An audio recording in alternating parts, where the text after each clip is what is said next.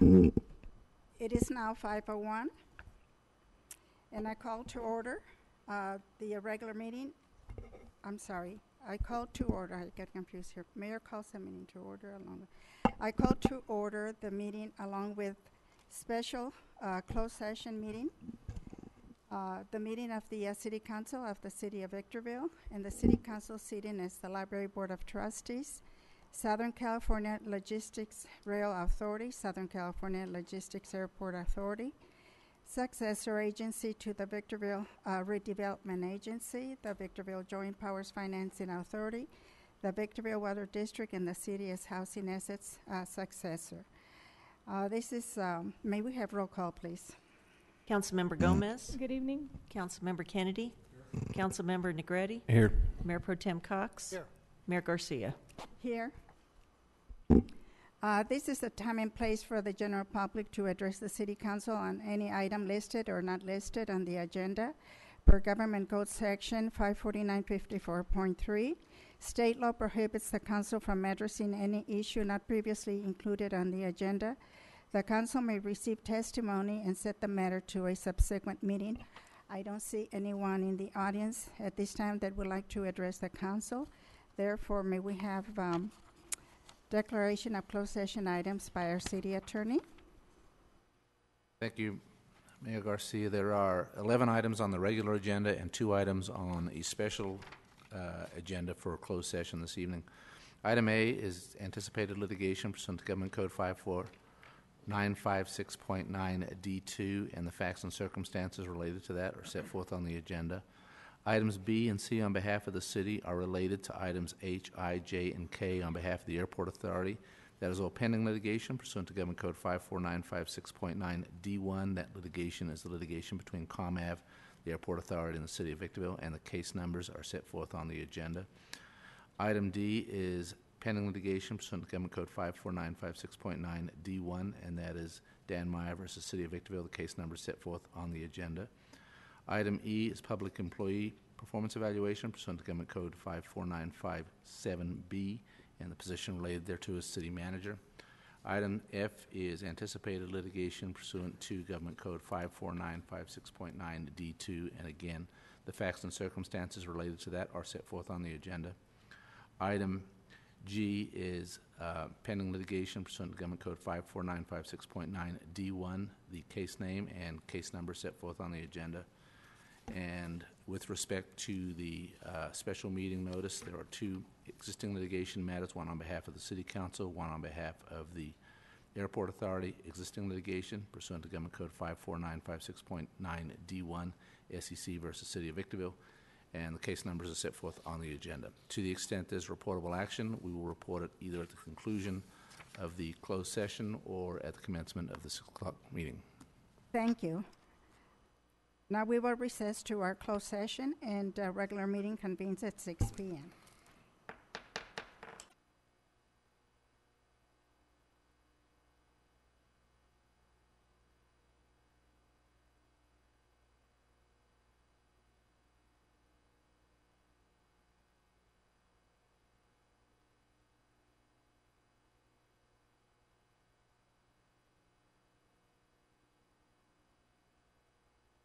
Starting just a little bit late. We were in closed session, and we're trying to get everyone over here. So just be patient. We'll be right with you.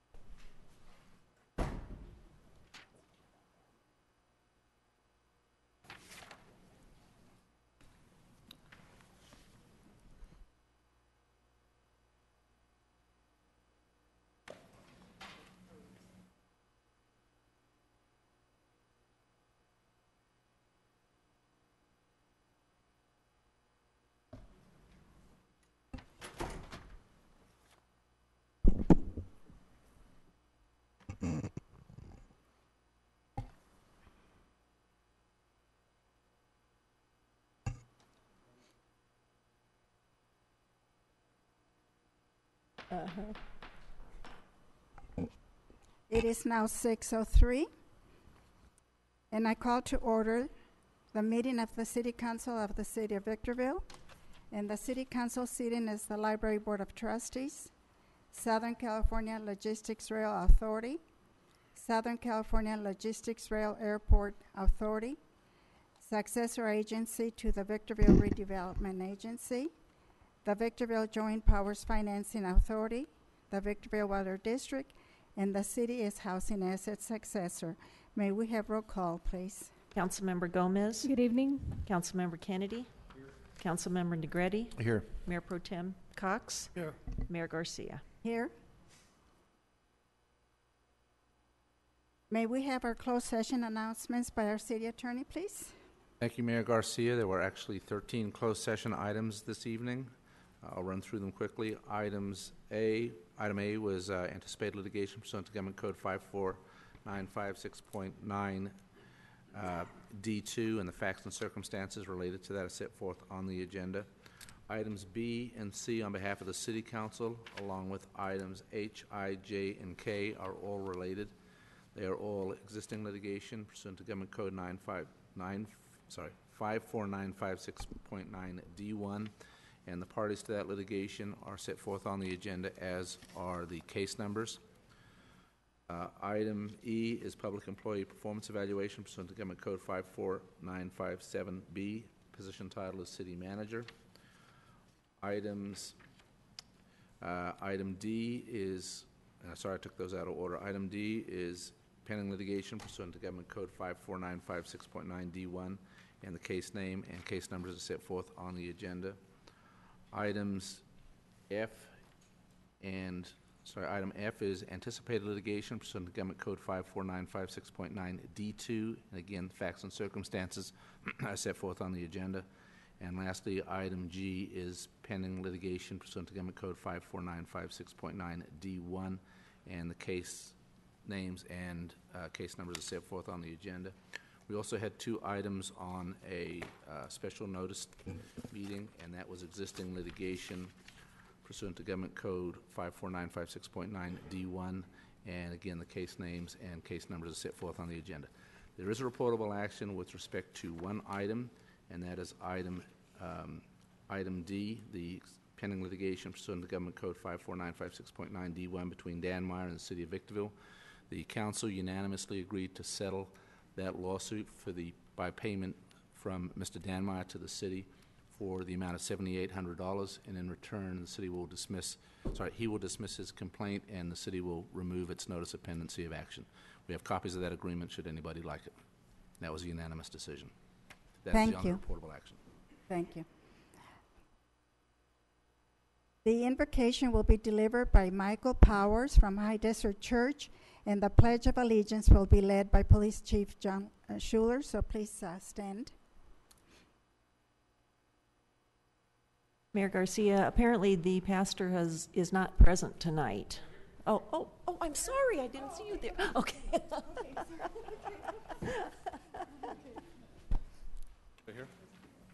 Okay. All right, if you all bow your heads and join me. Heavenly Father, we thank you for this evening, Lord. We thank you for the ability to meet, Lord, and I just pray for this meeting. I pray for the hearts of the people in this room. Lord, give us wisdom for the decisions that will be made, and especially for tonight, for the young ones that are in attendance as well, to just be here and be present, God. And we just thank you for this opportunity that we can come before you and just converse with one another, Lord. So give us wisdom and give us discernment. In Jesus' name, amen.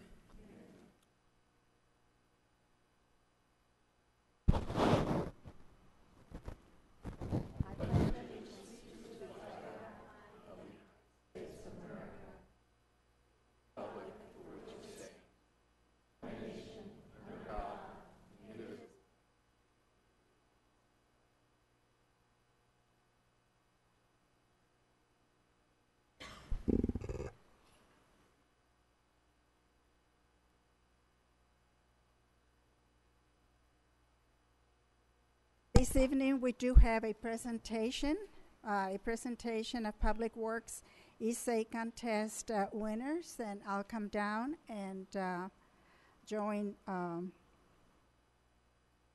the person from Public Works, I don't have his name or her name.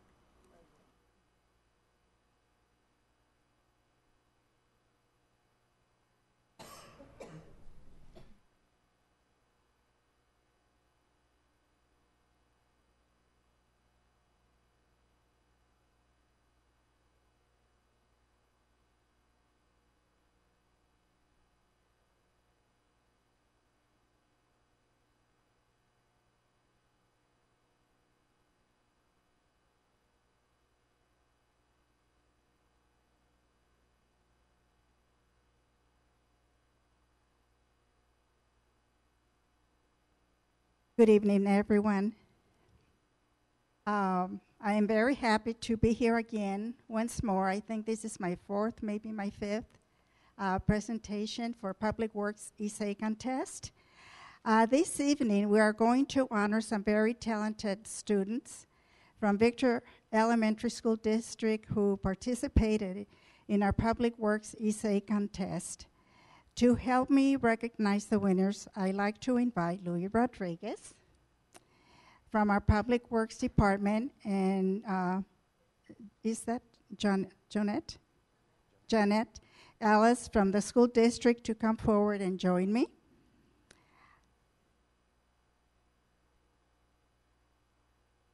Now we all look forward to learning who the winners are. Louis, I turn the microphone over to you and Janet. Thank you very much. Since 1960, the American Public Works Association has sponsored National Public Works Week to educate the general public about the values and necessities of public works projects. This year, 2017, National Public Works theme was Public Works Connects Us. This year, Victorville Public Works then celebrated that vital role of public works, what it plays in connecting us all together. Since 2000, the City of Victorville Public Works Department has been hosting Public Works Days by opening our doors and inviting the community to showcase our duties, services, responsibilities, and required equipment as needed. In 2010, we started collaborating with the Victor Elementary School District, and we invited one classroom, fourth graders from each of the district schools to participate in a variety of public works functions. On May 18, 2017, we were very pleased and honored to be able to host to over 300 children in our annual Public Works Day event. With that, I'm going to turn it over to Janet for a few words. First of all, my name is Janet Ellis, and Victor Elementary School District would like to thank the City of Victorville and all of the Public Works employees for all of the work that they put in to make that a successful event for our students. Our students learn all about the careers that all of our city employees do to keep our city safe, clean, and in working order. So we want to thank you guys for that. Give them a big round of applause, please.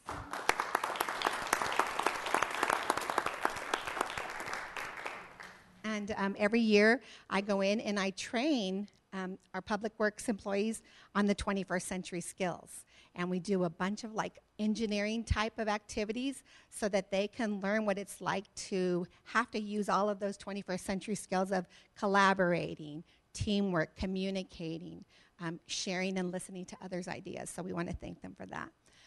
So let's go ahead and introduce our essay winners. And parents who brought the student winners, thank you for bringing your child to receive their award. The third place winner in the essay contest for Public Works Day was written on graffiti titled Graffiti Workers' Amazing Career. It's a $25 gift card from Barnes & Noble. And the winners from Liberty Elementary School, the winner's name is Jaden Young.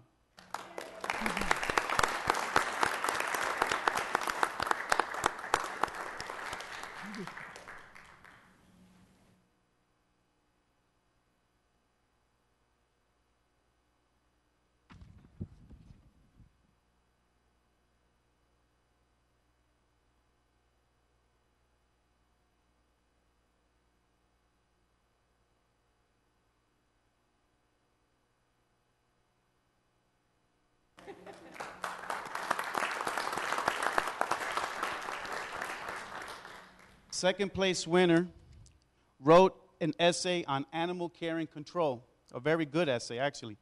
Very good essay. This winner receives a $50 gift card from Barnes & Noble. The winner's from Village Elementary School, and the name is Yulissa Perez. Did I say that right? I'm sorry.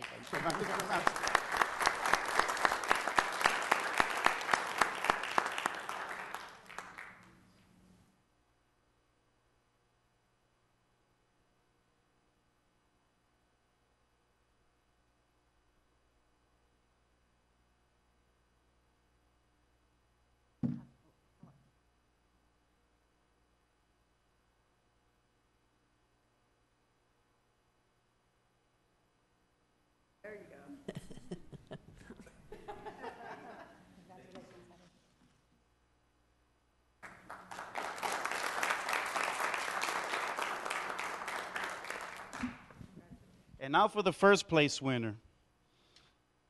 The essay written on this one was Concrete. Wrote a very impressive essay. All of us that read it, we were very impressed in the way it was written. Did an excellent job. Wrote an impressive essay in which the student wrote, I saw many workers that day, but I was most amazed by the concrete station and how much they make our city a better place. To receive a $100 gift card from Barnes & Nobles from Del Rey Elementary, Filberto Escobedo.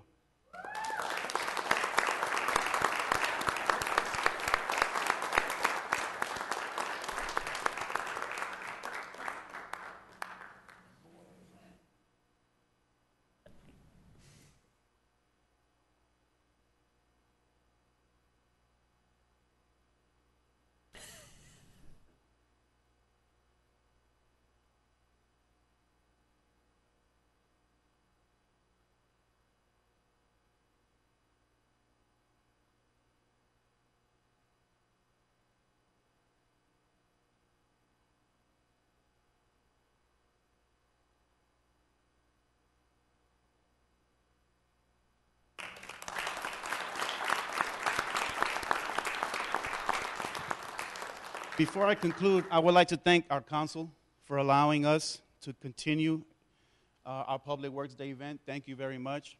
We really appreciate that. I'd also like to thank the Victor Elementary School District for their continued participation promoting career education.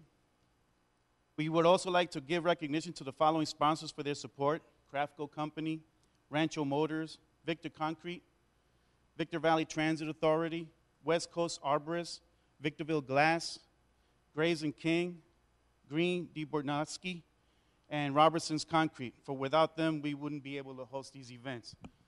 But before I conclude, I also like to give a special thanks to the Public Works team that really put this event together. Sheena Romo, you was there. You did the most work. Ms. Becerra, she also did a phenomenal job. Barbara Soper, Myra Alvarez. I want to say that you guys did a phenomenal job. Thank you very much. I think this year's was one of the best Public Works days yet. So thank you very much. Yeah.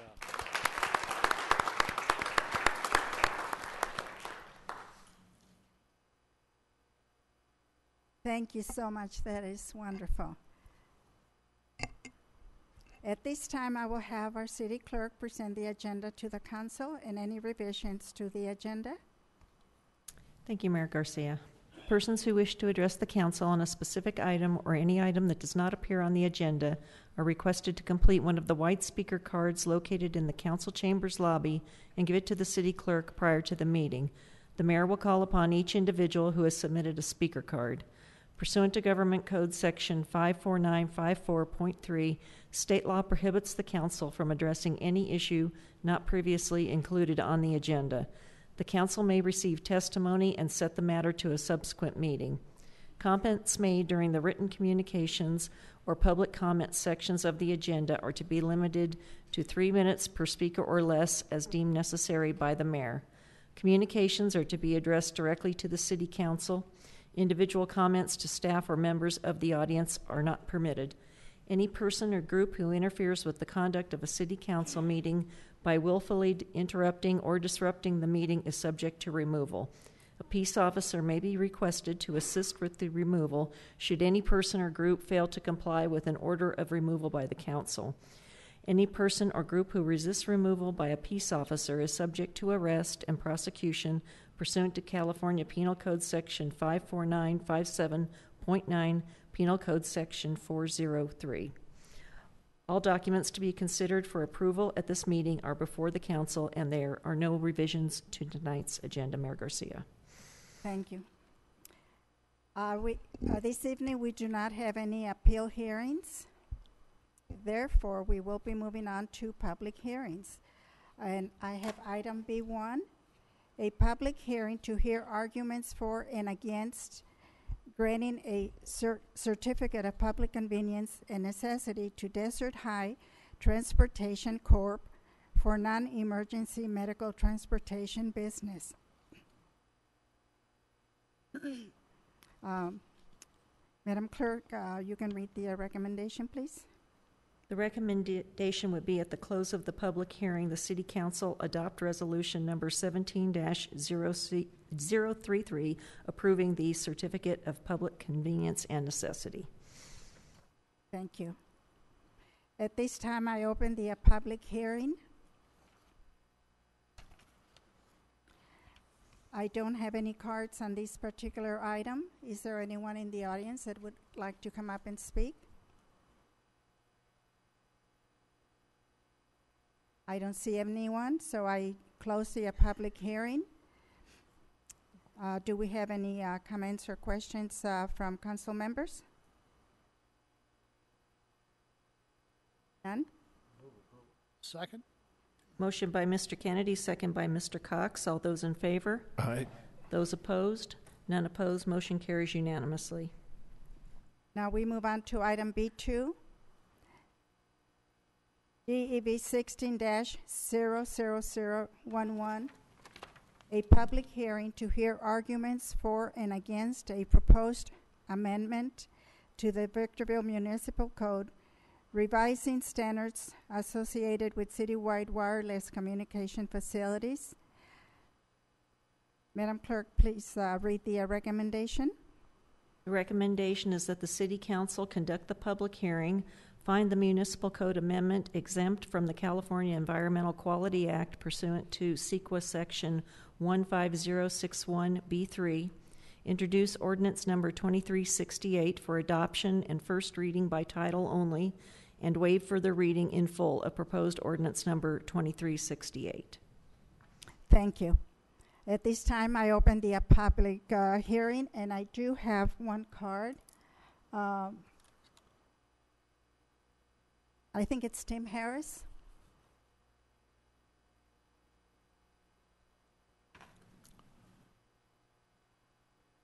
Good evening.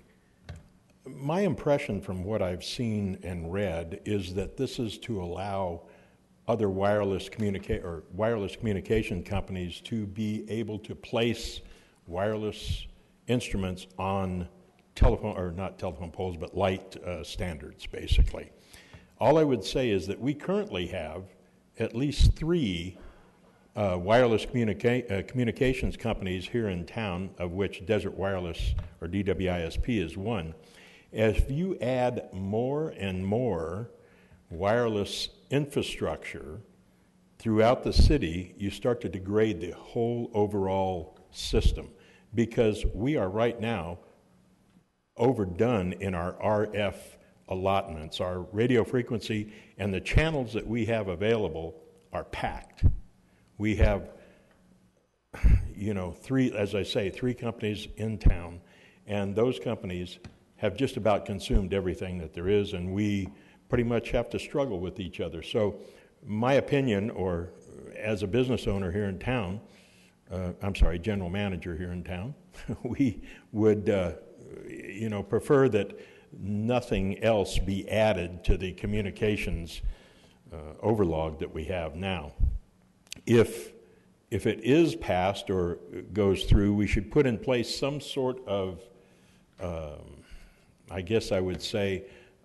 agreement or something that each communication company has to get together, so that nobody is really wiping out the other companies, because it's easy to do. It's easy to degrade services throughout town just by putting out another access point here or another access point here. And if it interferes with one that is already existing, it will seriously degrade the services that are allowed. That's it. Thank you. Excuse me, can you explain, when you say degrade, this is new to me, I know nothing about Right. it. Give us a little help with that. What happens generally is if you have something at, say, 5.251 and another company is on that same channel, it will lower the overall quality of people's connection to that. So whether it be their company, their customers or my customers, let's say, we will start to have a lower level of service just because of the fact that you can't communicate, too many people cannot communicate on the same channel.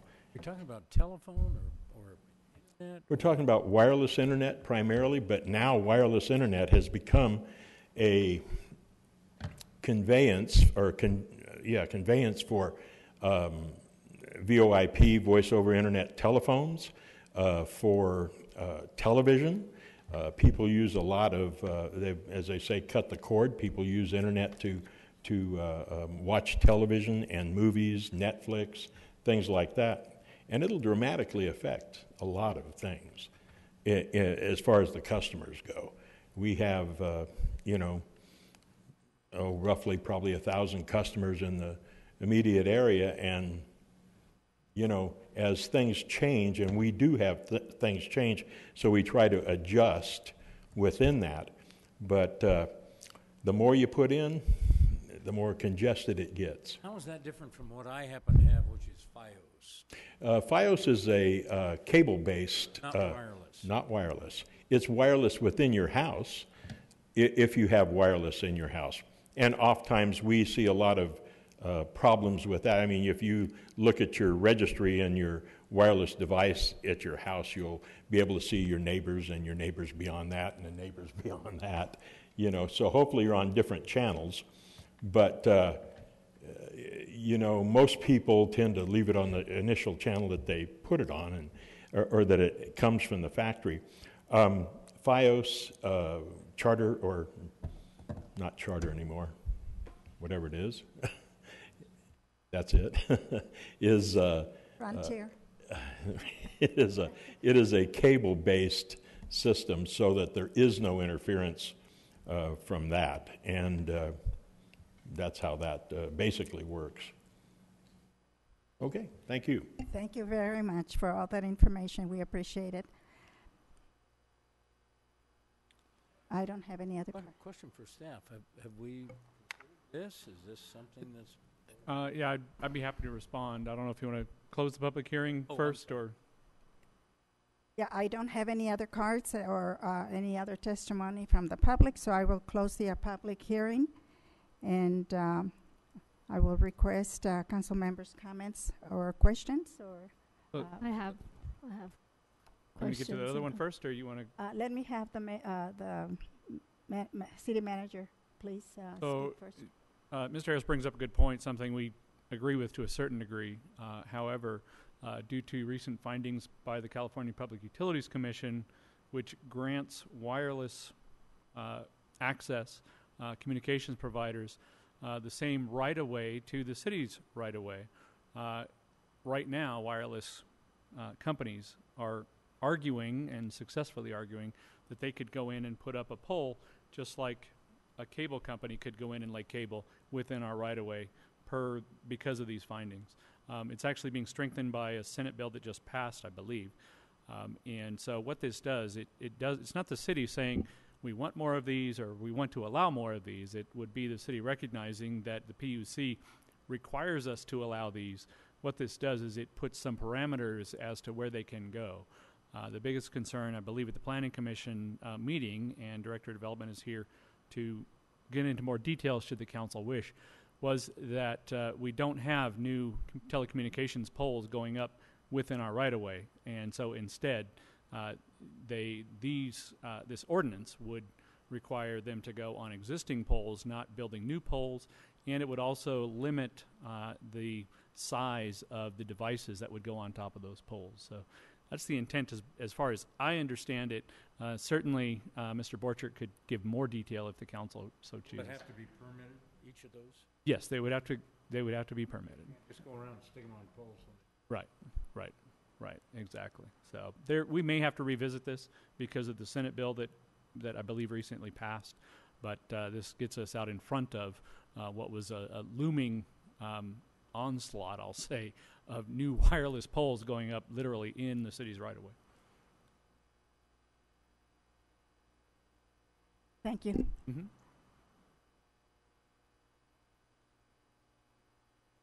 Comment now? Yes, go ahead. So I would first like to start off with thanking the planning department and other staff that were involved in creating the legend and the telling of the pages for ease of following the thought processes with these documents. I'm very concerned for the passage of Senate Bill 649. I understand how the city of Victorville must begin to accommodate the wireless industry, but also, in my opinion, there is due diligence to the community to keep it under safe regards if there exist levels of microwaves. Also, since the city of Victorville is updating its code, what is the city of Victorville doing to keep at a fair distance the unnecessary layer of ultra high frequency antennas to locate them away as far as can be from schools, parks, and other high concentrations of our community?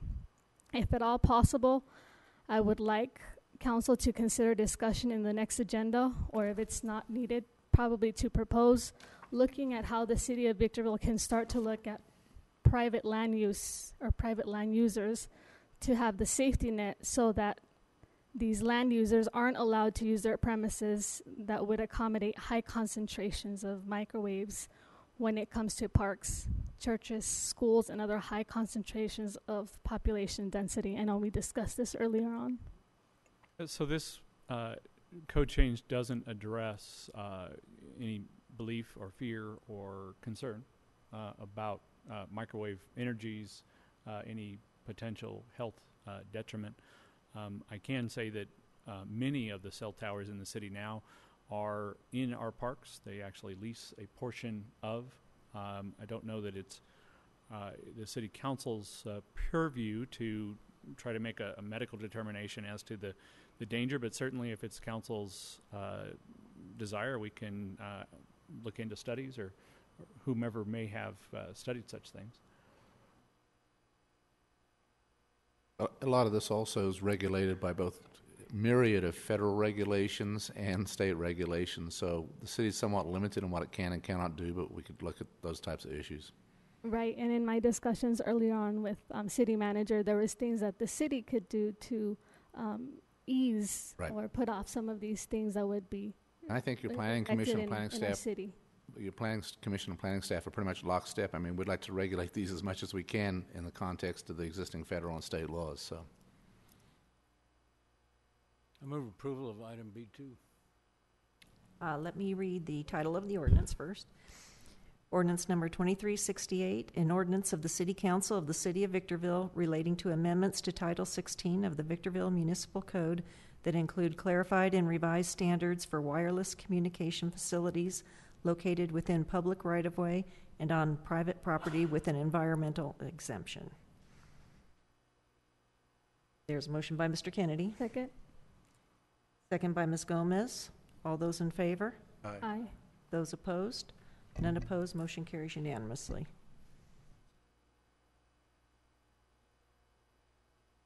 Now we move on to consent calendar. Consent calendar items C1 through C11 may be approved with one motion unless there is an item that needs to be pulled for discussion. Yeah, I'd like to pull a couple of items. I'd like to pull C1 through C5 and C10 for comment, and C7 and 8. So I'd like to move for 6. What is it that you're pulling? So I want to pull C1 through C5. I have questions on those, and C10 as well. And I'm just going to comment on C7 and C8. Well, you're confusing me. So C1 through C5. I move and to then- vote on C6 to Excuse C8. me. C1 through C5, and then? Okay. C1 through C5 and C10 is what I'm trying to pull. I have comments on 2 others. So we can adopt with one motion C6 through C8. I don't recall you mentioning 9. Is that, you wanted to pull 9 or not? No, I don't. So you have questions on all of them? C1 through C5 and C10 is my questions. We're not Move gonna- approval C7, 8, 9, and 11.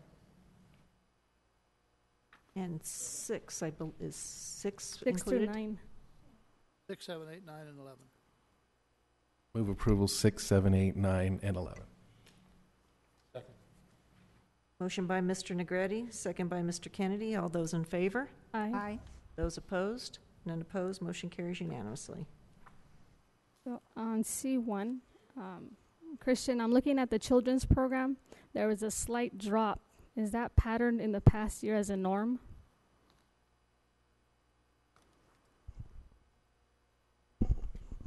Mr. Gunter, I guess she was referring to you, but just wondering if there's a pattern as to the number of drops in children's programs, as based on the report shows. Year to date had 70 last year and 57 this year. And so while you're walking on your way out, I have another question. I'm also looking at the circulation of adults, young adults, and the juveniles, and I see an insurmountable drop occurring from last year to this year. And I'm thinking that this is approximately maybe 30 checkouts per contact at the library. And what are the questions that are being asked to find out how to consider literacy to be progressive in our community? Well, we have several questions here that you've asked Right. me. Let's talk about programming first. We have had some changing in programming relative to staffing. We do lose staff from time to time. And I believe the drop in the children's programming that you were asking about was relative to us having less staff. So I think that answers your question. If I'm not What was it? we lost a teacher, basically. Oh, okay. So that's the reason for that drop. Second question relative to adult programming. The library is very committed to helping adults with reading issues. Believe we've got a number of different programs that we offer. Those are available in the rec pages. I believe most of the library programming is in there. If you'd like some specifics, I'd be glad to provide them. Well, because for the adults, the young adults and the juveniles, I see that we have for the year anywhere from 3,000 to 4,000. I think that was a lot. In a month, that would be about 300 to 400. So that's a very significant Yes. number. And so I was wondering, what are we doing? What happened in those sections? That's actually the circulation, not the adult programs, just to be clear. Circulation is people checking books out. Right. And we actually have 800 people a day who come through our little library as on an average. Of those, about 35 are actually there taking some kind of class every single day. That's our average. Classes were over or something? Excuse me? Maybe classes switched or there was an end of a class. There can be a number of things, changes in programming, all sorts of things that can happen that affect that. Okay, and I have for C2, I also have a question for the facilities report. Okay. I'm looking at the report, and I'm looking at the repairs and the service requests. And I was wondering for what citywide and which projects, because it's not specified here. It just gives me numbers. So I was interested in knowing what specific repairs to which buildings and which facilities is the city of Victorville taking care of. I don't have that information with me. We do keep a facilities service request record. That record is something we've kept for as long as I've been here, actually shortly before, I believe. We have requests from all over the city, all the different buildings, where it may be anything from a leaky roof to fixing a leaking faucet that we attend to. And so that's typically what those numbers represent. Would it be possible maybe to put something small of that nature, like leaky faucets or something vague, but not just citywide in projects? I think it would fit in here. We could try, certainly. Oh, thank you. And that was my last question for you. All Thank right. you so much. Very good. And then for C5, I have questions. What are the roads conditions of Victorville, specifically on Village Drive and La Puesta Drive in Victorville? And when was the last time the Public Works reported any maintenance on those streets? Has there been any studies on the streets for signage or any precautionary road markings? Councilmember Gomez, just a word of caution. As a claim, I would recommend that if we're going to get into that discussion, that we take that to a closed session discussion at some point in the future. Just because it's, as a claim, it is by its nature potential litigation. Okay, so then for future reference, anything that's a claim is asked during closed session? Is that what we're saying? No, if you have general questions, the problem is if it's a claim. This was very specific. Yeah, but we would not recommend commenting on claims being filed against the city because in all likelihood claims will turn into litigation and you are providing information that potentially could be harmful to the city. Okay, so for clarification's sake, anything that's a claim I should ask during closed session, right? No, again, my recommendation is you don't comment on claims. You could ask them in closed session if you want to, or you could ask individually staff members in a private discussion with the city manager, so in or the city attorney, or the risk manager. So in closed session, right? That's what you're recommending. I'm just having clarity. It's either a yes or I no. would recommend that you ask those questions of either me, the city attorney, the claims manager, risk manager, or the city manager. And if they can't answer the questions, then at that point, certainly you could ask for it to be discussed in closed session.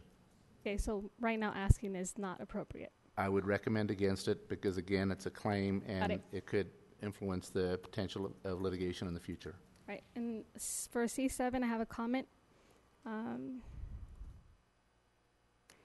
So C7, I just say, please continue to work to see how council can have access to payroll being reported by department so that its transparency to council is evident. That was a comment that I had. For C8, I also have a comment. The demand schedule will be reported out by departments by next agenda, so I'd like to thank staff for allowing this to come into fruition. My last question is for item C10. This is probably for Brian, if no one up here can respond. When was the last time that the city had issues with sewer and sewer flows in the city of Victorville? So in other words, when was the last time that the city encountered the capacity problems with sewer flows being diverted, and how did we address them in the past? I could take a stab at that. The sewer system is something that we manage regularly and recurringly, and we're always monitoring flows and the volume of flow through the pipes. This particular one is a case where we were able to identify a volume of flows that were of concern to us from a management standpoint, to where we were concerned that there was a potential for sanitary system overflow. So that's what triggered the need for this diversion. And effectively, the diversion is basically just rerouting in a new sewer lateral, new sewer piping to a larger main line so that we can be more preventative in avoiding a sanitary system overflow. We are in the middle of a inspection of all of our sewer systems right now. In fact, so maybe as a month or two ago now, we awarded about $4 million in contract to have the entire system cameraed to look at the various conditions within the sewer system.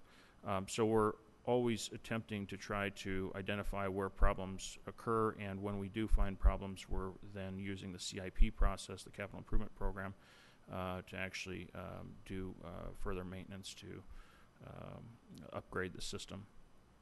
Thank you. That was all.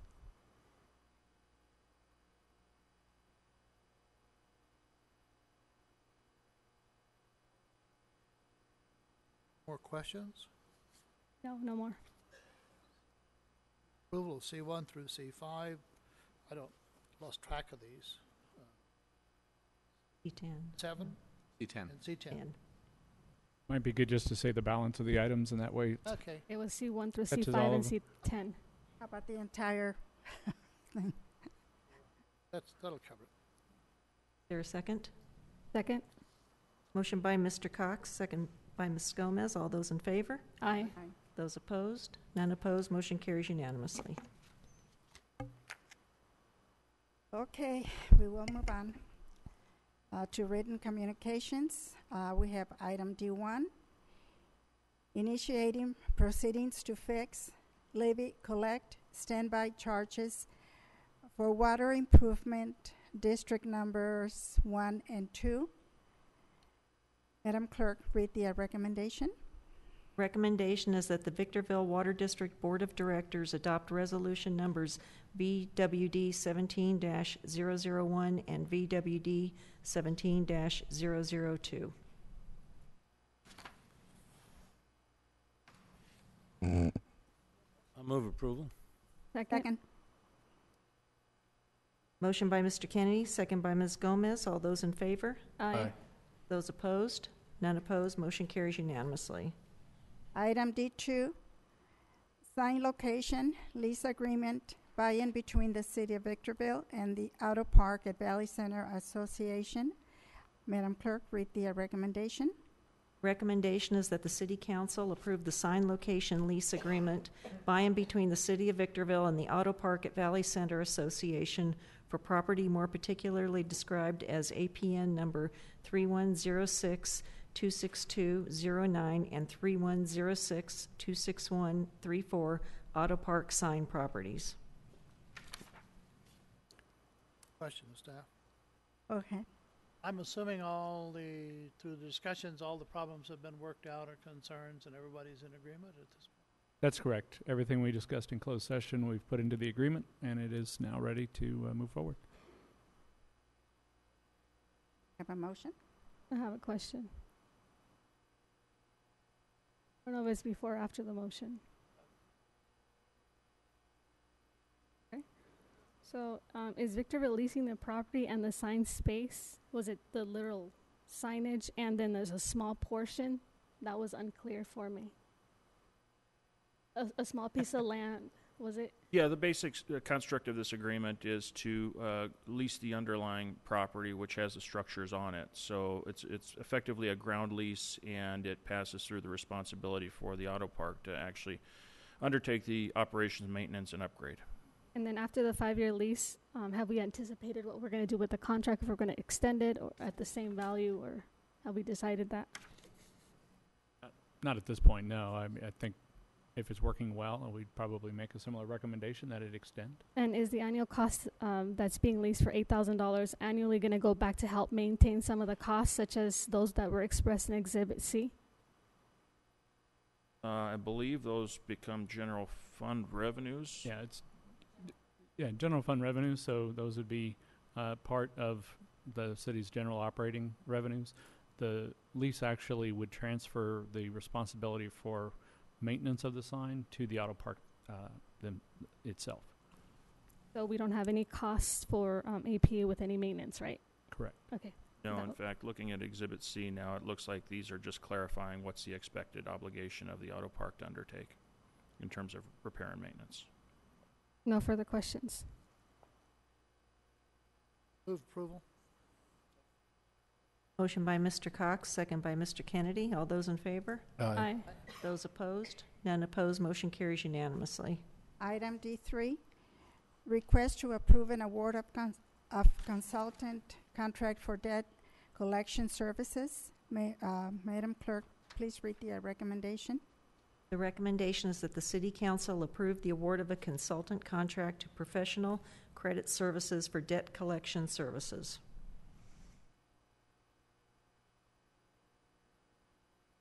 I have a question.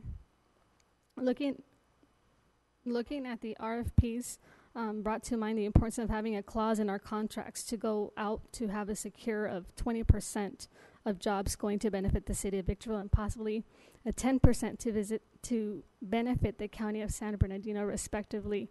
Are these awards going out without those types of stipulations? And the reason I ask that is because a lot on our minds, we have this thing called creating jobs. And this is a possible way of creating such a job, so we get either contracting out and then get subcontractors to get people from Victorville or from the county, so that we have an allotted amount of people that are being employed in our city. I don't believe that was one of the criteria that was part of the RFPs, but I would ask our purchasing manager, finance manager, John Mendiola, to come up to talk about that issue.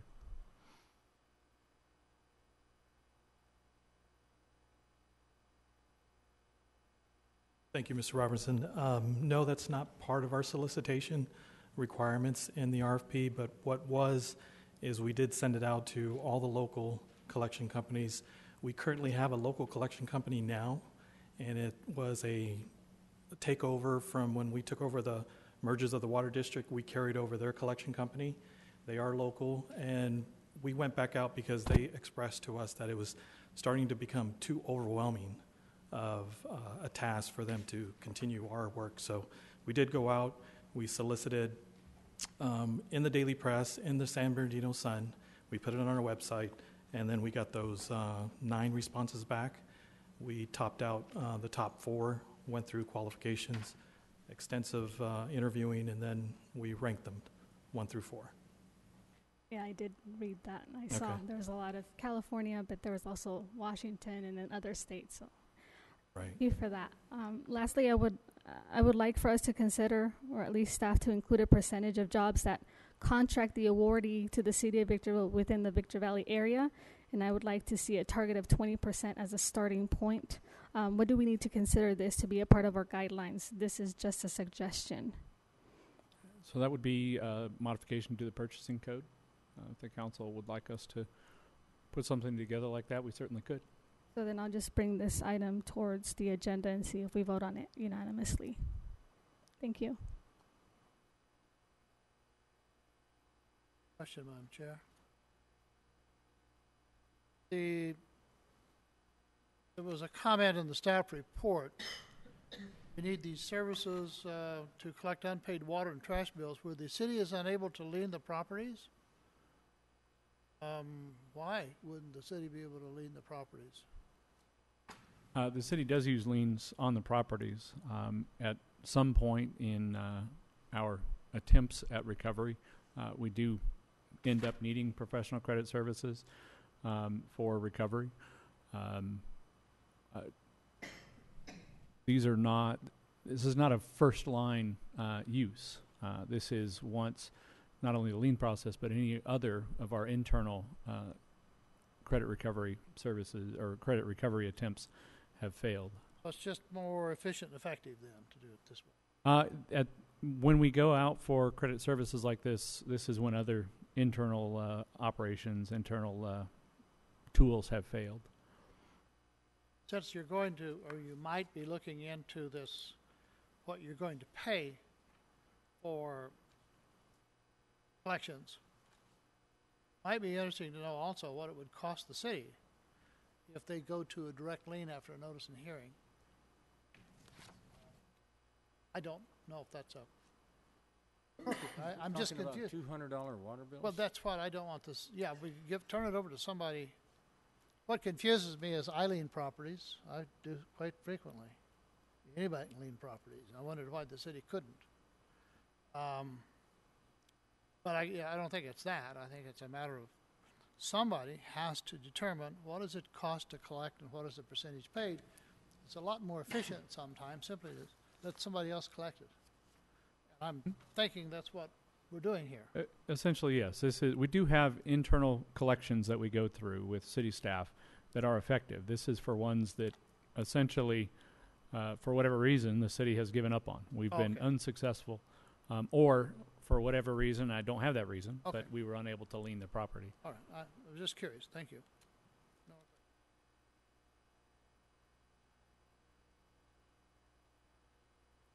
Move approval of that item D3. Second. Motion by Mr. Kennedy, second by Mr. Cox. All those in favor? Aye. Those opposed? None opposed. Motion carries unanimously. Item D4, amending the schedule of engineering fees and charges for services. Madam Clerk, please read the recommendation. Recommendation is that the City Council adopt Resolution Number 17-034, amending the schedule of engineering fees and charges for services to include certain fee and deposit amounts associated with the adoption of Ordinance Number 2365 to become effective on June 15, 2017. Just a comment, if I might, Madam Mayor. We've discussed this before, and it's here to finalize it.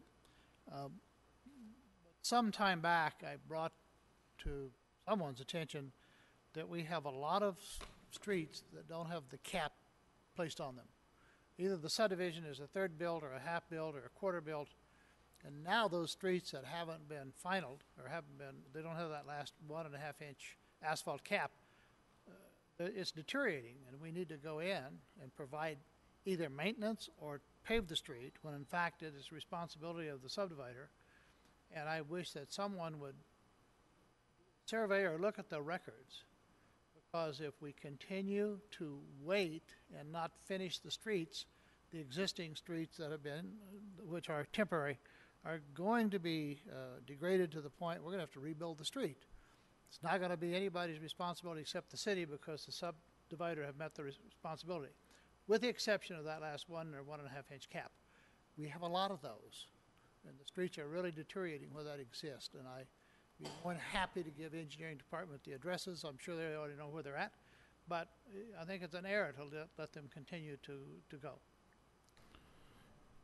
The same thing here. If they put up rather than have the insurance, if they put up the money, there's got to be a time period where some action takes place. Even though we may have the money to finish it out, it's not going to cover the cost. So there has to be a continual review and a report, I would think, to ensure that we don't end up spending taxpayers' money on an unfinished project. I think that would be unfair. So, I have a comment too, a question.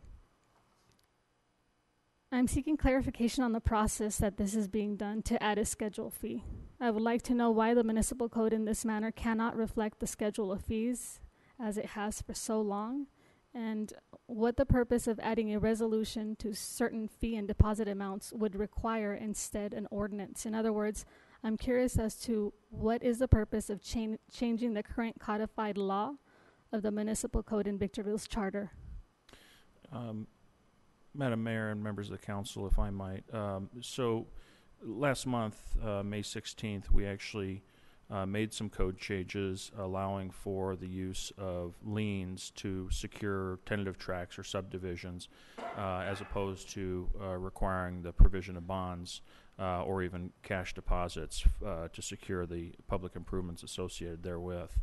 As a part of that action, one of the things that the code change did is it actually removed the two or three, I believe it's 2 of the 3 fees that are identified in the staff report, removed them from ordinance, and in fact, as a part of that item that we approved, identified that we would separately come back and approve those fees, those same fees, no change in the fee, no increase, those same identical fees via resolution, and more for the sake of ease and to keep all the fees in common place, adopt them via resolution as a part of the regular schedule of fees. So that's effectively what this item is doing. Absent approving this resolution and including them in your current fee schedule, my understanding is that these fees effectively won't exist, and therefore not allowing us to perfect what was intended on May 6th when we adopted ordinance number 2365. Thank you.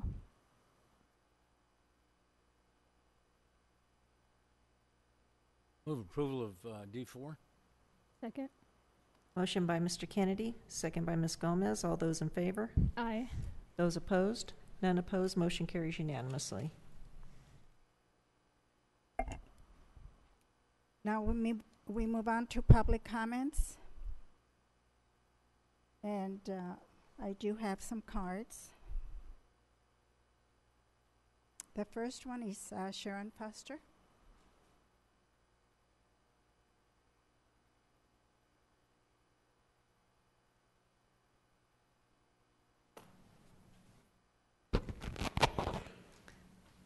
Good evening, and thank you for your time tonight. I'm Sharon Foster. I wear several hats here in the Valley, but today I want to talk to you about the California Historic Route 66 Association. We are lucky enough in Victorville to have about 15 miles of this wonderful road, and I'm a steward of that road. One of the things that, in bringing up the road itself, it was brought to my attention recently that the museum that we have on D Street has about 25,000 visitors a year. Now that's a wonderful starting place for something so small, but yet very depicting of our Route 66. What I came to you today was, in the past I've talked to you about Victorville being a biological potty stop. That was when I was working at the museum. That was the first thing out of their mouth is, did we have a bathroom? I would like to make Victorville a destination rather than a potty stop. And it has been known, and with our studies that we've done on economic studies, our visitors spend between $100 and $200 a day on the road. This is an untapped revenue for the Victorville business people, and I'd like to have the council help us in deciding how we can possibly spread this revenue around in the Victorville area. Our sisters, the Root organization, the museum here locally, and the information center that I have on 7th Street are very helpful in bringing our visitors in, giving them information, and sending them on their way. So if you could help me with possibly spreading these dollars around and, again, making better dollars. So I'd like to talk to your economic development people, and if they have any questions, we do have studies to back this up. And I want to thank you for your time tonight, and please think of us. We're here to help increase the revenue and possibly help the image of Victorville. Thank you. Thank you so much, Sharon. The next person is Deanne DeLeon, or Deanne DeLeon.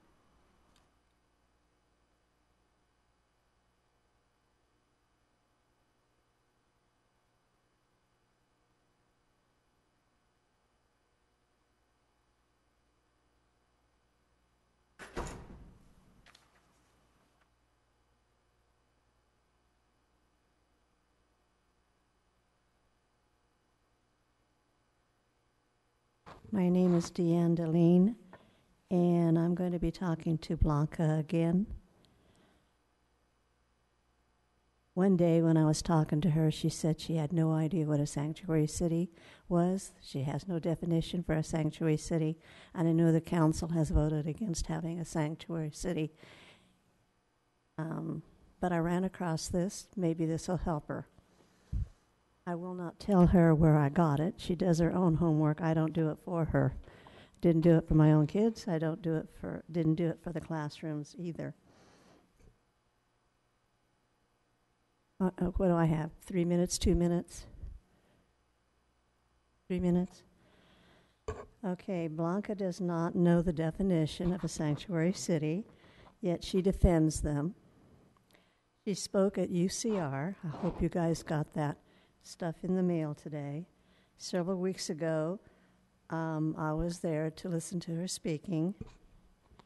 Many speakers were in support of the undocumented immigrants.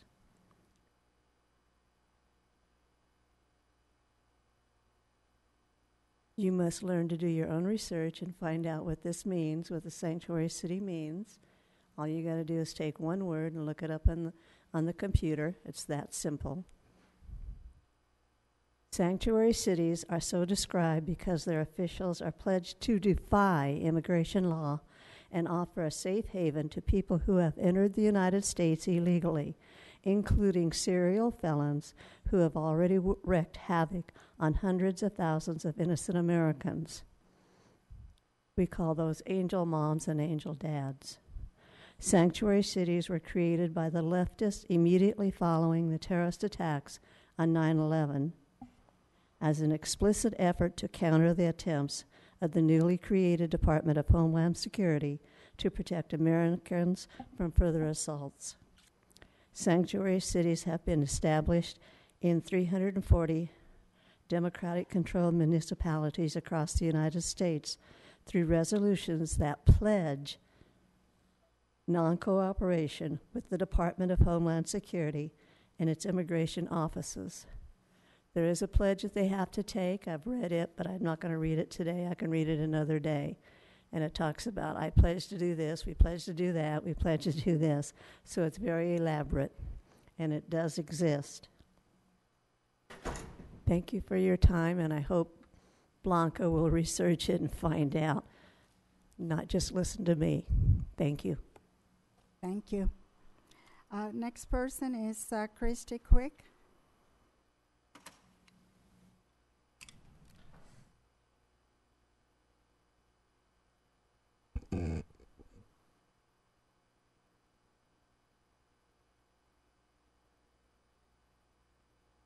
After Christy, it will be Rosie Olvera. Thank you. My name is Christine Quick. I'm a citizen of Victorville. I live in Old Town. I want to feel safe in Old Town. The world outside in that area is a very scary place. There are homes that get set on fire. There are churches that get broken into, and thugs and various types of very shady elements hang out in that area. And I understand that prisoners are dropped off at the transportation center with no resources of any kind, basically leaving them with no choice but to go back to a life of crime. Not once do I see a cop in the area. And the citizens of the area, families, they need to feel safe there. And it is my hope and it is my wish that you will do everything within your power to be able to make a safer Old Town in Victorville. Thank you. Thank you.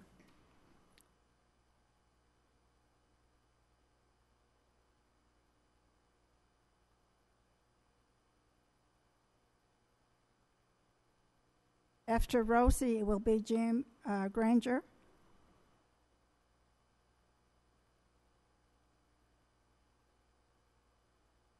Good evening, City Council.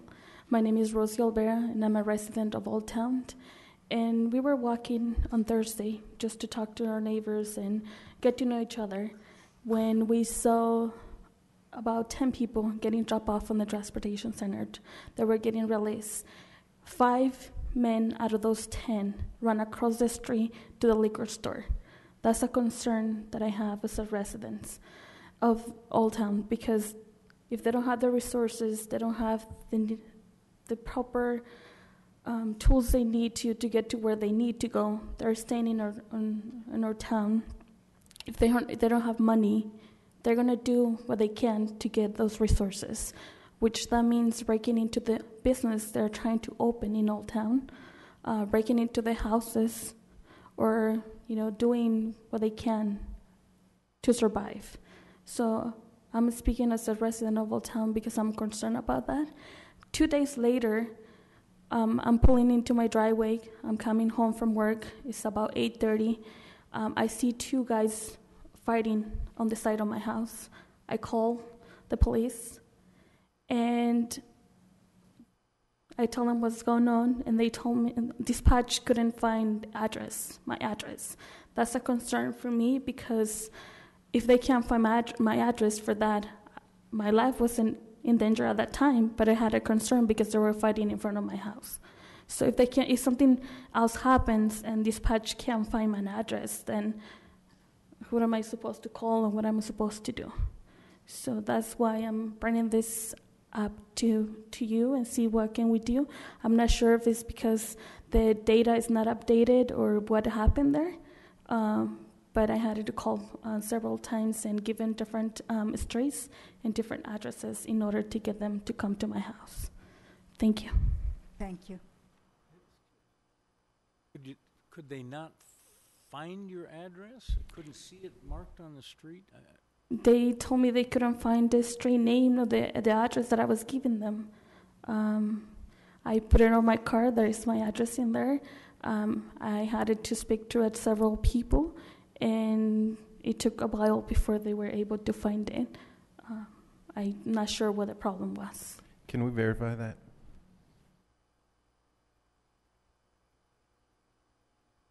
Okay, thank you. Thank you, Rosie. Jim Granger?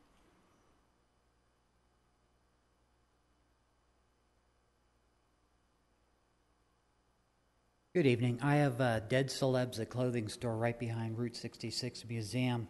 Also, I've observed prisoners being let off at the Greyhound bus station and running across the street and going to the liquor store. For our little business there, we've barely been open a year. We've had 7 windows broken in the course of that. We've had our trash barrels stolen. We have everybody else's mail but our own in our mailbox. One time we've been robbed there. The situation isn't improved in Old Town with prisoners being let out every day. So I implore the council and the sheriff not to do this. This isn't where the criminals come from. They come from all over the county, and they get dropped off at our doorsteps. So I appreciate your time. Thank you. Weather Preston, and after him, Ruben Varela. Hello. Hi, it's nice to see some of you again. I graduate from the leadership class this year, so I'm very involved in this city, and I'm very proud to live here. And I work at Dead Celebs in Old Town Victorville. I have been harassed multiple times working in the business. I've called the police, I want to say 3 times, and we've only been open 5 months, not a year. So I've called the police probably 3 times. I've never seen an officer, not once, working there. I have a bat. I refuse to work there alone because I've had people show up and pull out drug paraphernalia and refuse to leave the premises. I've had a guy that said he was recently let off come into the business, no shoes, a Ziploc bag of jewelry that he probably stole, trying to sell it to me for shoes. And then when I refused to be of service to him, he left and then yelled that he loved me and that I was beautiful. So that was quite terrifying because I'm there, more than 3 days a week working. And we have an ex-vet that is, he lives across the street, and he kind of keeps an eye. But, I mean, when I can't get a hold of a police officer, and I make multiple calls about, drug paraphernalia or someone not wanting to leave the premises, it kind of is discouraging and very frustrating to have a business there with my family. So I hope there is something that you guys can do. And I do appreciate living in Victorville, and I do appreciate your time here. So thank you so much, guys. Thank you very much. Ruben?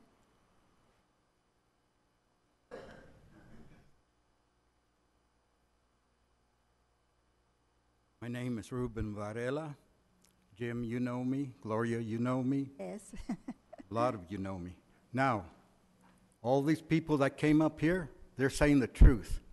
That man right there, I left them 2 phone calls, and I went up to the sheriff station, and every time he said, oh, we're having a shift change, he had to go home and eat.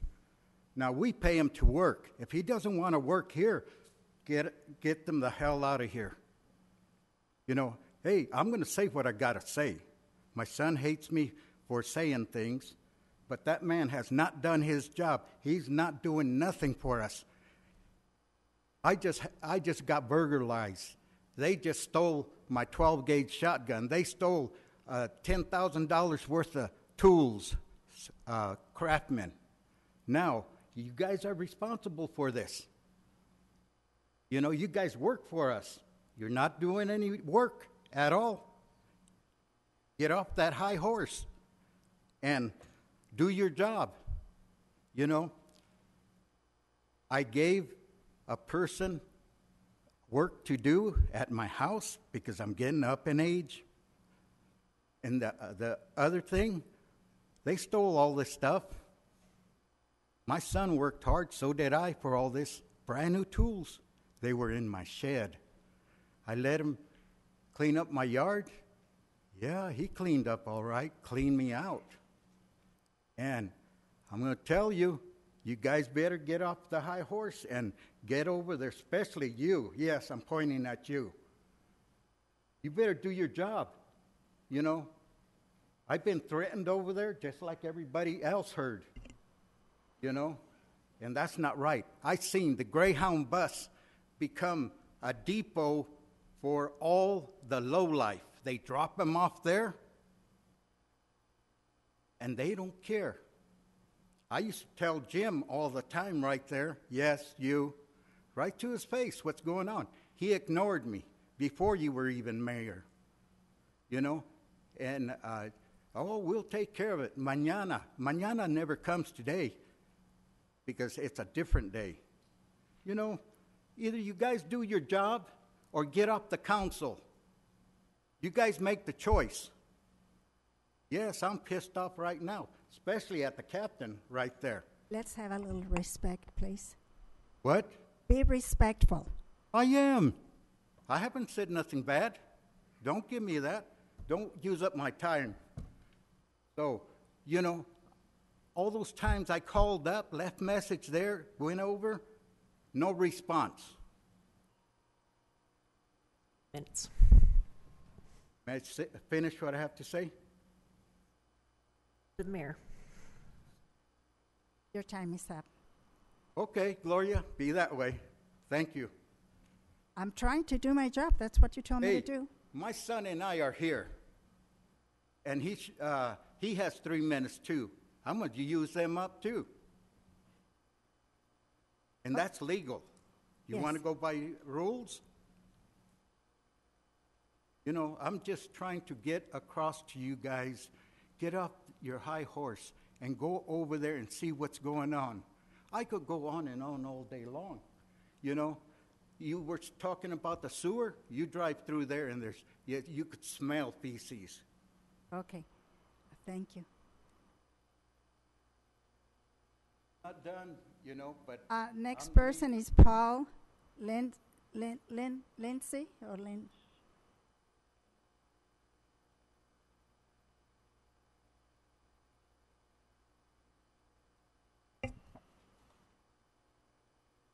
Good evening, Madam Mayor and council members. I'd like to thank you for this opportunity for allowing me to come here and speak. It's the first time speaking in front of the council. I was at the workshop earlier and I didn't have the ability to speak. And I'd just like to say that there are some important things we need to keep in mind. I live on a Spring Valley Lake Ridge, and if we terminate a contract with County Fire, or we annex into CAL FIRE, contract with CAL FIRE, or create our own Victorville Fire Department again, a resident such as myself who has 3 young kids, who has had to call 911 before, I lose that close engine that's right about a mile, 1.6 miles from my house. And my next engine comes from Hesperia Road in Silica, and that's if they're in quarters and available. And if they're not, then my next engine or my next medic squad comes from the fairgrounds. That's a long distance, especially if my house is on fire, my daughter falls unconscious like she has recently, and my wife doesn't have the skill, ability, and skill set that I do to resuscitate a child or to render aid to a child. But paramedics and the firefighters who are stationed in the Spring Valley Lake Station, who are 1.6 miles from my house, they do have that ability, and they do have that time to get there. I understand they may not be in quarters when we call 911 next time, but they were this time, and we were able to use them, and we were appreciative of that service. It's easy for you guys to sit up here and think about what's great for the city, and I appreciate you guys doing your due diligence and being fiscally responsible with our fire service in the city of Victorville in order to make sure that our tax dollars on our property taxes are being spent wisely. But should this go to a vote? I don't believe it should. I believe that out of a city with almost 100,000 people in it, last election, 4,000 people showed up. It shows how much they really care. So you guys should look at what really matters, and what really matters is providing fire protection at an equal level across the board for the city of Victorville. The city of Victorville creating its own fire department, as much as I love local control, we can't afford it. We wouldn't have the resources or abilities to serve the community as such as the county would. And if CAL FIRE is selected, we're way out of line. It's a long process, as well as all decisions would have to go up to the state. I thank you guys very much for your time. Have a good evening. Thank you. Al Cotillo.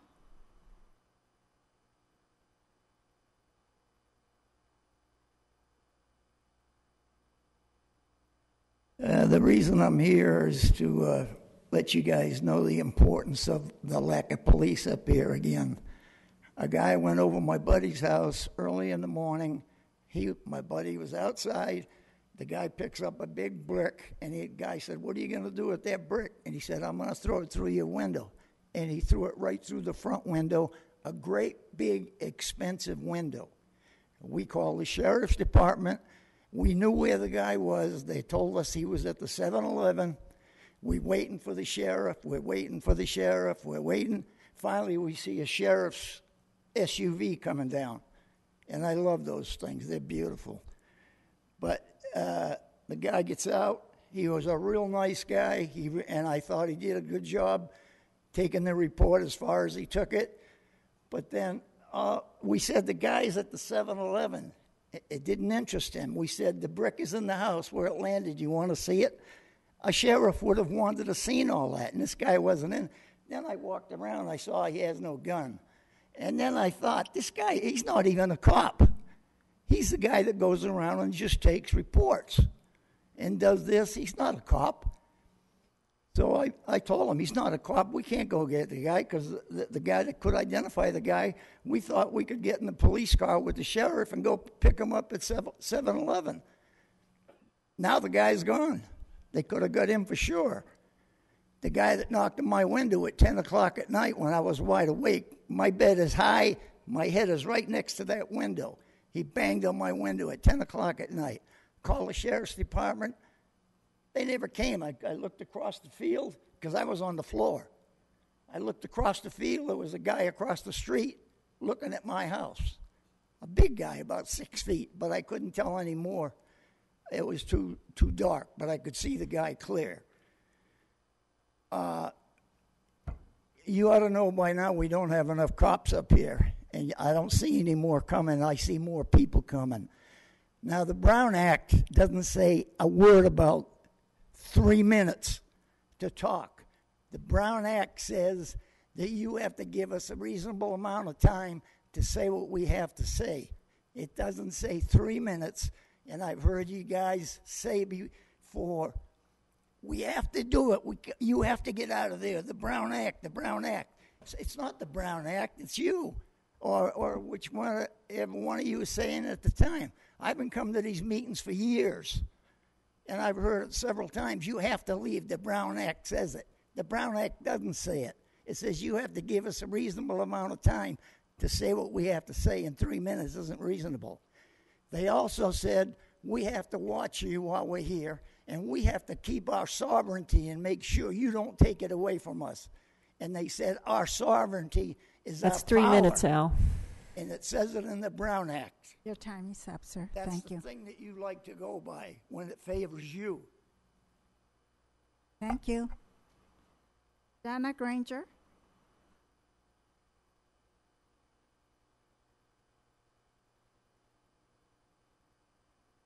Good evening. First of all, even though it's summer, I have to bring my winter clothes to wear in here. It is freezing in this place. So next time I come, I'm bringing my winter coat.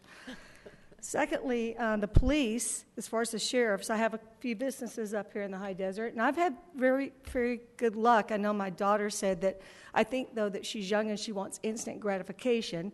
Whenever we've had a break-in prior to a few of our businesses up here, we've had the sheriffs come, and it's been in a reasonable time. I know that we probably do need more sheriffs, but I think they're doing a pretty good job. Secondly, I'd like to thank Sharon for coming up and bringing to your attention the Route 66 Museum, because I do think that the city is missing out on a lot of money being spent in this country from other countries and other travelers that come to this country, that's their persona of this country, is to come down the Route 66, and they travel from Chicago to Santa Monica. And, you know, I have another business that's not in Victorville, and that's the number one question they come in and ask, is there anything to do? Is there anywhere to go? They don't want to go to the mall. They have malls at every city. They want to do something that's Americana, small town type thing. They want to walk around and see how we grew up in how this country was made. And basically, we always suggested them to go to the Route 66 Museum, of course, because it is, it's a great little museum. But I think that we're missing out on the dollars by not having somewhere for the people to walk around and spend money in the city of Victorville. And third, I know it's been beat a little bit about the homeless being dropped off at the transportation center, but I would like to ask a question. Are the convicts given a ticket when they're dropped off? Are they given a bus ticket? Because the sheriff that drops them off in the van, he won't answer any questions. He won't tell you anything. He just says, listen, it's my job. I've just been told to drop them off. I don't know anything about them. And they're right. Most of them do not have shoes. I don't understand that. I think that's very odd that they're all let out and they don't have shoes. Do they have shoes when they're arrested? I don't know. But they're mostly shoeless when they're dropped off. I don't know if they have a bus ticket or if they're given a bus ticket. Would you know, Captain? Oh, you can't comment on that? Well, I was just thinking because most of the time, because there's a lady that's involved with Root, and she has told me that and I also go to the Renee's down there, that little restaurant. I go eat there a lot because I try to support the local businesses in the city, and she tells me that a lot of them get some kind of paper with a bus ticket, and they sell that to people that are trying to buy bus tickets so that they have money to go to the liquor store. So I was wondering if they are given a bus ticket, could we come up with a solution so they can't sell it for drugs or alcohol, like maybe some type of wristband? That's 3 minutes. Time is up. Oh, okay. Something that can be cut off, by the bus driver. Thank you. Valentin Godina.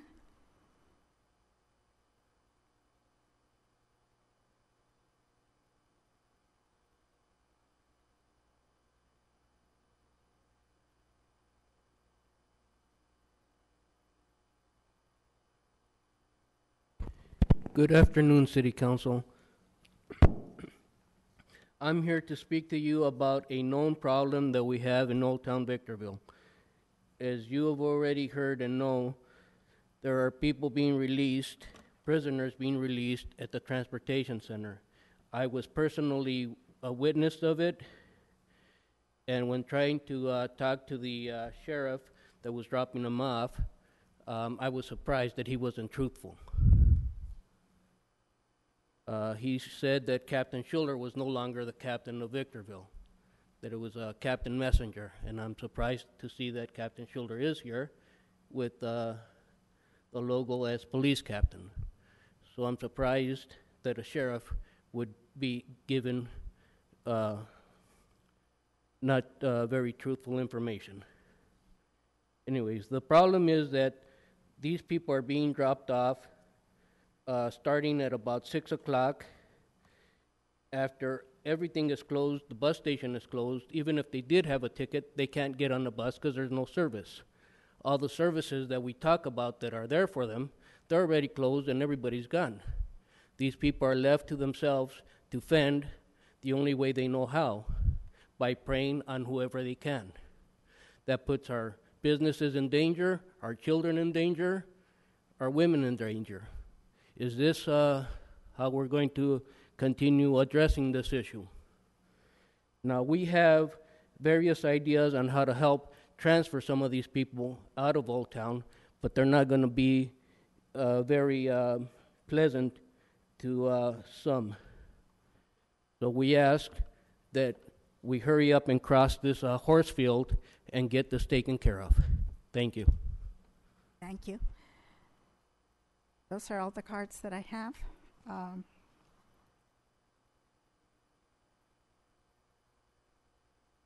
So now I will ask our city manager to give us a report. Thank you, Madam Mayor. I think it goes without saying that everyone up here is concerned with what we've heard tonight, I know we'll hear that echoed. I intend to reach out to the sheriff through Captain Schuler to talk about this further, as far as people being released there, former prisoners, whatever it is. I also had a city employee tell me that another local police agency, that he had seen them dropping somebody at our transportation center as well. Not the sheriff's department, another local agency. So don't want to make any accusations there. It's just something a city employee told me that we're looking into now. So, but beyond that, some of the upcoming events for the city. This coming Saturday from 8 to 12 is a residential landscape conversion ideas class. Space is limited. Please contact Donna McCormick at 955-2016. And then also over at our library, we have a summer reading program going on right now. Sign-ups are June 3rd through July 21st. So if you know any kids that may want to participate in that, and that's all that I have as far as a report. Thank you. Now we have discussion and possible action regarding items for the upcoming city council agenda. I have a couple things, Madam Mayor. First, I'm going to go a little bit beyond what Doug says and actually give staff some direction to come back with some explanation of what we've heard tonight. I'm having a hard time thinking that our sheriff, our captain's sending people down there, but I just don't know. I mean, I believe what I'm hearing.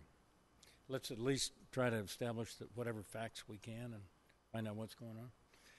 The other thing is, I would like to ask the council to agendize for the next meeting a discussion and possibly action to have a ballot issue in November 2017 relating to a new tax for public safety. I'm going to go beyond fire, and I'm going to make it broader than that, public safety. There's a lot of information that the community needs to know about. I won't have a discussion now. I'm just going to ask that we agendize that for the next meeting. Would that be agreeable? We did not give that direction in the workshop today, and I think we should give it. I concur. That's all I have. Was that your motion? Not a motion. As long as we have consensus, I think that's Correct. enough. As long as we have consensus, staff knows what to do. So we should probably still go through the votes. What? We should probably still go through the votes. That way it doesn't seem like there is no consensus. Is everybody in agreement? Yes. We are in Okay, agreement. I think it's unanimous That's all consensus. that's needed. Anyone else? For I have- comments? Oh, sorry, go ahead. I'm sorry, I have one item.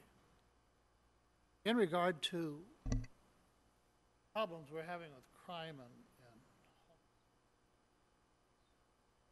every place I go, individuals are complaining about that, and some of you know that I'm involved in a business, and it seems like we get robbed about once every week or two.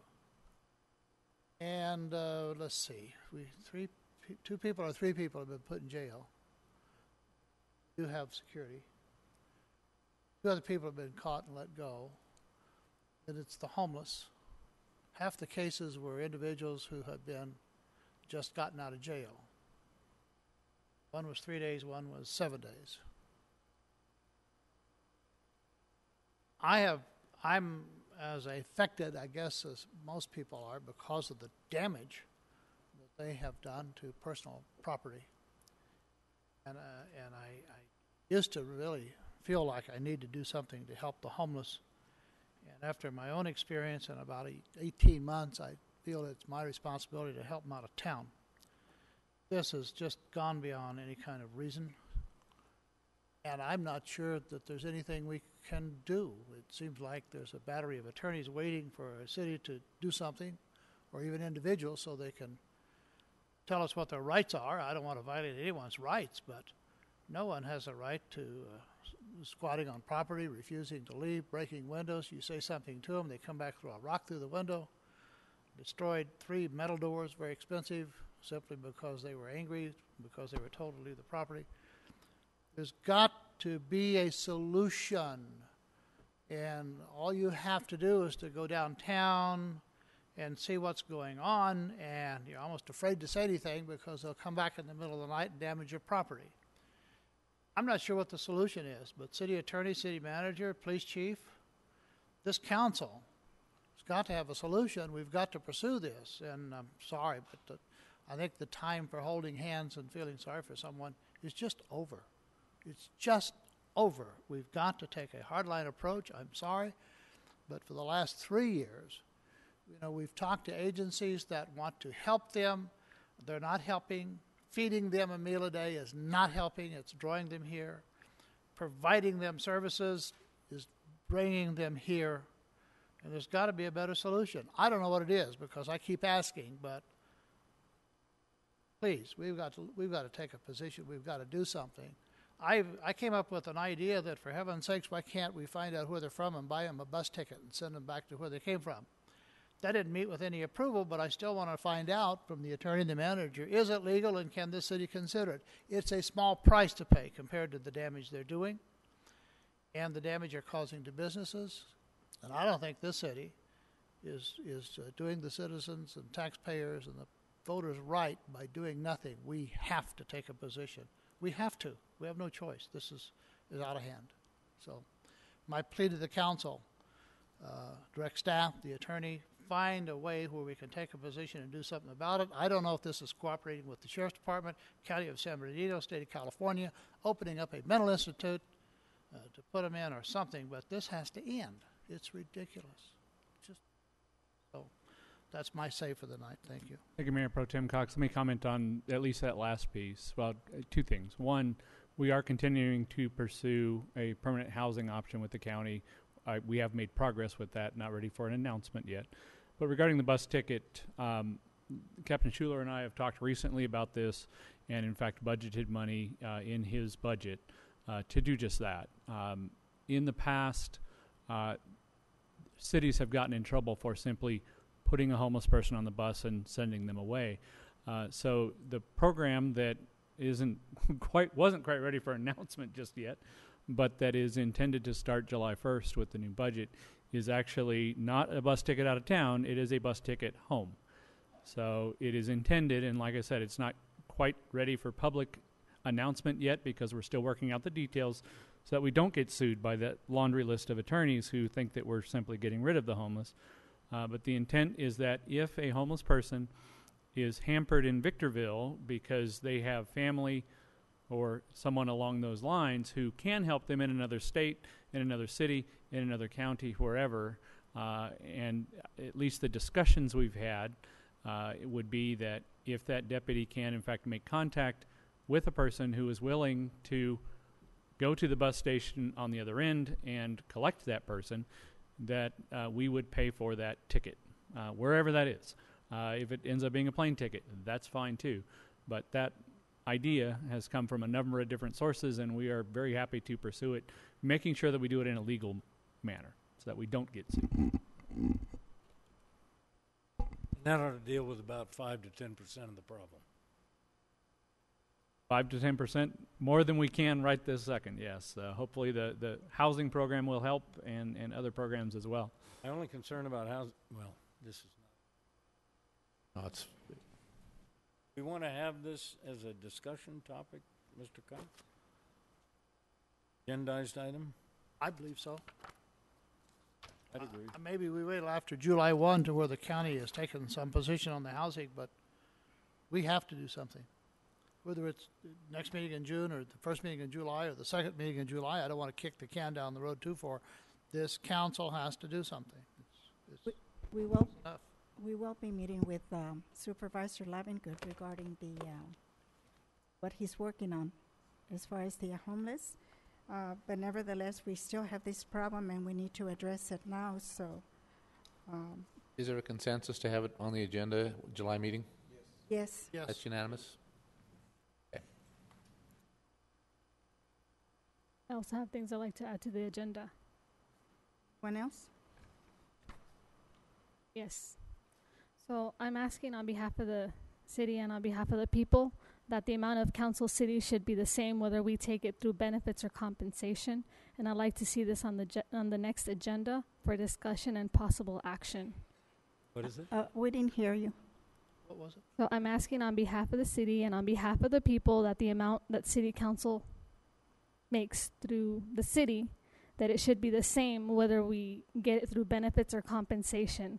And I'd like to see that on the next agenda. I'm not understanding. I don't understand. We don't understand what you're saying. The amount of money that we make through the city. What How much we money? get paid. What money are you talking about? That's what I want to agendize, discuss, and bring to possible action. I'm not having a discussion now. I'm just trying to put that on the agenda for discussion. But what? What you want to put on the agenda? How much money do you make for the city? What? How much money do you make for the city? Set by the state. Okay, well, when I asked for requests, Carol Lee said that couldn't be given to me. So I would like that to be an agenda item, so when I request council members' budget or what it is that we make, that it would be accessible. And it wasn't, so no, it's not accessible. It's not transparent.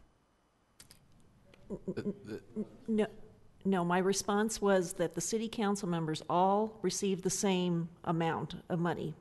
You were asking the question about for each individual council member how, depending on what benefits they receive, the amounts could be different, and that is what I Yes, said. that we don't make the same, right. But So the in other words, no, it's $9.42 not a month, you all transparent. receive. All I'm saying is, so this is what I would like to add on the agenda, and we can vote on it, so we don't have to argue about it, just yes or no, and if it doesn't get on the agenda, well then it was no majority. Understand what you're asking for. I'm not going to agree to anything, so you better make it clear. Well, what I you did. I want. made it clear. I don't know why you don't understand. I don't know if someone else would like to translate, maybe someone from the audience, what it is that I'm trying to say. We don't make the same amount of money. All I'm saying is we all should be equally paid. I don't know if they have tiers or this and that. So I would like to see that as a council member. I think I So understand this is what I'm asking. I think This I is understand what what I'm you're asking. saying. You want to know what everybody gets. Okay, we all get paid the same amount, but you want to know what our net is after deductions. Is that it? Yeah. No? I don't understand that. Okay, well, unfortunately, nobody understands my question. So I guess that I move to put this on the agenda, and if I don't have a second, it'll die. Right? Right. So I move to put this on the agenda. Just to clarify, all council members are paid the same amount of money. So To clarify, I never got that email that said that. HR said, no, you're not supposed to. I can forward that email to you if you'd like that. And I'd be happy to take a look at it, but Yeah. I'm telling you right now that I don't understand why if I bring something to the table, we can't just vote yes or no. We don't need to have a discussion. Just say no if you don't want it or say yes. If you don't understand, I don't know how else to make it clear. There's nothing to discuss. We all make, what, about $9.42 a month. Nine something a month? $9.42.15 or $9.42 something a like month, that. period. So then Some there of us- shouldn't be an Some issue. of us get medical benefits, Right. some of us choose not to. I'm on Medicare. I don't need the city's medical plan, so I don't have that withholding. My check's bigger. I don't have income tax withholding. That's it, folks. There's nothing else Why to are we it. having all a get paid. discussion? What?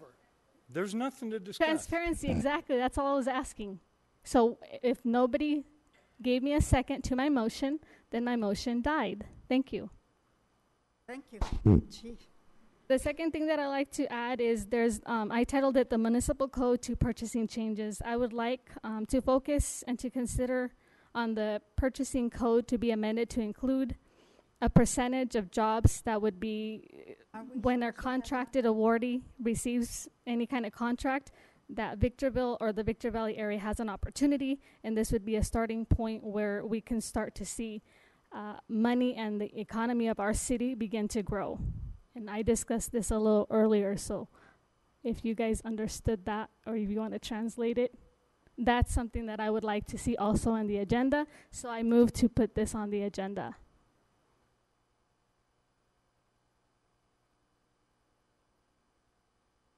Tell me what that was, Doug. based on the earlier conversation especially, I think what she's asking for is to discuss an amendment to the purchasing code that would require contractors doing business with the city as a part of either the evaluation of their proposal or as a requirement that they hire a certain percentage or number of Victorville residents and or Victor Valley residents. Is that close, Blanca? I understood it, and you didn't seem to have a problem, and no one else did, so you're doing a very good job. Thank you. Okay.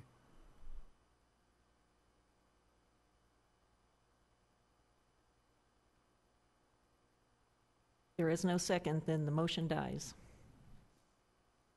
Okay, we move on. And I have a third one. I'd like to have the support of council to add to the next agenda to consider voting on a measure that would allow HR and Victorville staff to fully disclose any items that council asks for full disclosure. That we adopt a total transparency payroll, for example, the city employees' payroll, so that we, council, can have access and we can show the citizenry that we're representing them. I make a motion to do that. Is there a second? If there's no second, the motion dies.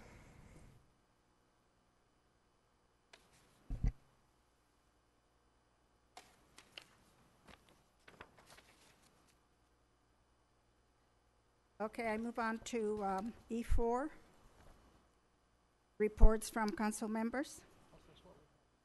No, that was the Request to add items to the items agenda. regarding the upcoming. Madam Mayor, if I can go first. Yes, please. Thank you. I appreciate everybody's participation today and hearing different stories or accounts of things that have been happening. Is good to hear feedback. That's why we're here. If you weren't here telling us this, we wouldn't know. And I've said it 1,000 times to people. If there's a process, sometimes things don't work correctly the first time, but that doesn't mean it's not a priority for us as well. Doesn't mean that we're not sharing the same concerns as well. I've walked down on 7th Street. I've looked around. I've come up with some ideas for improvements as far as burned out buildings and some of the other issues. And, that was just one part of it. But we do have a specific plan, and it's slow coming. There's no doubt about it. But in the meantime, as you can imagine, when the state of California and the voters in this state take on policies like emptying the jails, that's not something I can control, and I never do talk about the state. It's worthless to me. The federal government, the last 8 years, their policies, not much for me to talk about. But when crime is affecting our residents, that is a direct result of emptying the jails. So when people vote for emptying the jails, what do you think is going to happen? And so then the rest of us are scrambling to stop this, or when people give money to homeless. I had a woman next to me coming off the freeway. I was closest to the corner. There was a homeless person there, and I don't give to homeless people. I give to the homeless shelter. Okay? But one of the conditions of giving to the homeless shelter for the people that are there, you're not supposed to be on drugs. Oh, what a surprise. That's too much to ask for. So anyway, that's where I give. And, there's plenty of organizations to do these things. But this person next to me, the light turned green. And this person held out $1 for this person. And you don't even know if they're from the high desert. You don't even know. We've had a string of folks come up from down the hill because people are still giving. And people down the hill don't have time at an intersection when the light's green to hold out $1. Right in front of me, the person jumps out, drops his sweater right in front of the car, grabs the $1, grabs the sweater, and goes back. And this is the nonsense that happens every day. And I feel bad for the overwhelmed resources that we do have, whether it's fire or police. And I appreciate everything that they do. But it is like whack-a-mole.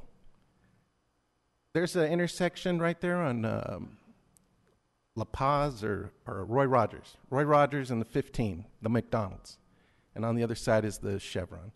And there's a sign there that says, no soliciting.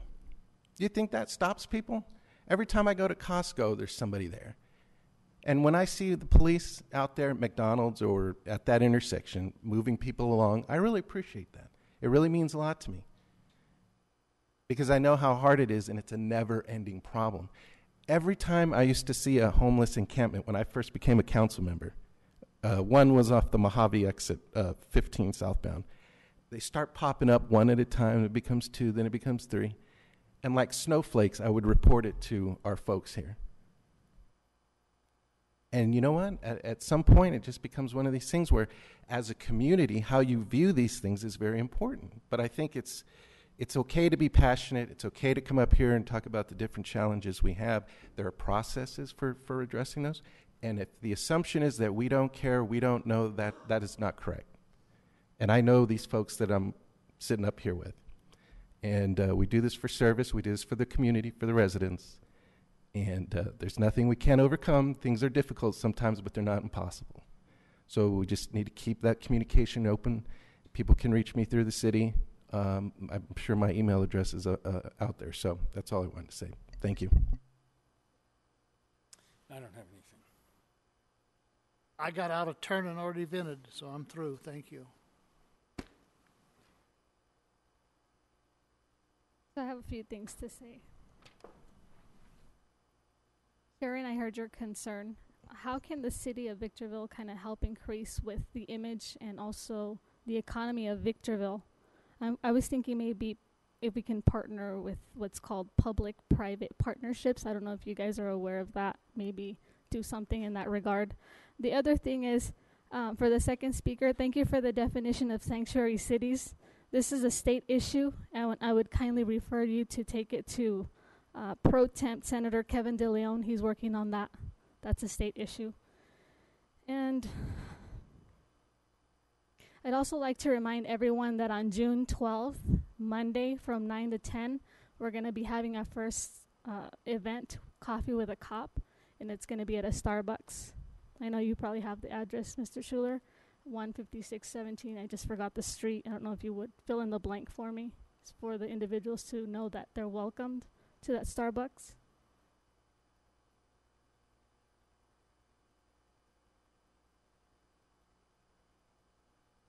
I just missed out the Roy Rogers part. And also, some of us were able to attend the event for the highest honor, Eagle Scout, so it was a pleasure for me to be attending that place. And then lastly, I'd like to say that if we look at our agendas under adjournment of meetings, it says any writings or documents provided to the majority of the board members, city councils regarding any item of this agenda, so forth. It says you can contact the city clerk. I think what I'd also like to have is to have the actual link on the website, because not everybody comes or is able to show up and ask the clerk for the information. So if there was a link that showed how the members or anyone can view that, that would help out also. We're very tech savvy here now, and I think that's a way that it would help bring out our audience better to understand what we're doing with our meetings and the agendas and the back material and all this information. Thank you.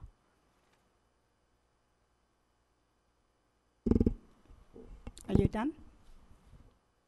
Thank you. Else? Looking for a motion to adjourn? Motion to adjourn. Second. Meeting is adjourned.